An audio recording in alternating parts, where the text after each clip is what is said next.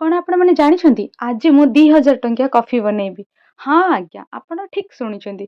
ଏଇ ଦେଖନ୍ତୁ ମୁଁ 2000 ଟଙ୍କିଆ କଫିକୁ ମୋ ନିଜର ପାଟିରେ ଛିଡ଼େଇ ଦଉଛି। ଆ ପାଇଁ କୌଣସି କଇଞ୍ଚିର ବ୍ୟବହାର ବି କରିନି। ଆଉ ବର୍ତ୍ତମାନ ମୁଁ କଫିକୁ ଢାଳି ଦଉଛି ମୋର ସୁନ୍ଦରିଆ ଲକ୍ଷେ ଟଙ୍କିଆ କପ୍ ଭିତରେ।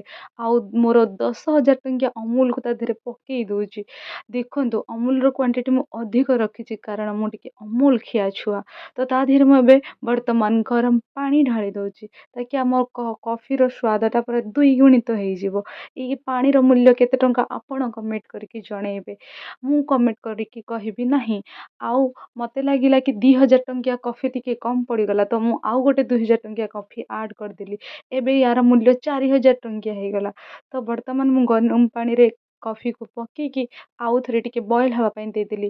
ଦେଖନ୍ତୁ କଫିର ଆଗ ପଛ ଉପର ତଳ ସବୁ କେତେ ପରଫେକ୍ଟ କଫି ମୁଁ ବନେଇଛି। ଆପଣମାନେ ଯଦି ପିଇବେ ଜଲ୍ଦି ଜଲ୍ଦି ଚ୍ୟାନେଲକୁ ସବସ୍କ୍ରାଇବ୍ କରିଦିଅନ୍ତୁ ତାକି ଆପଣମାନଙ୍କୁ ବି ସ୍ୱାଦ ନେଇପାରିବେ।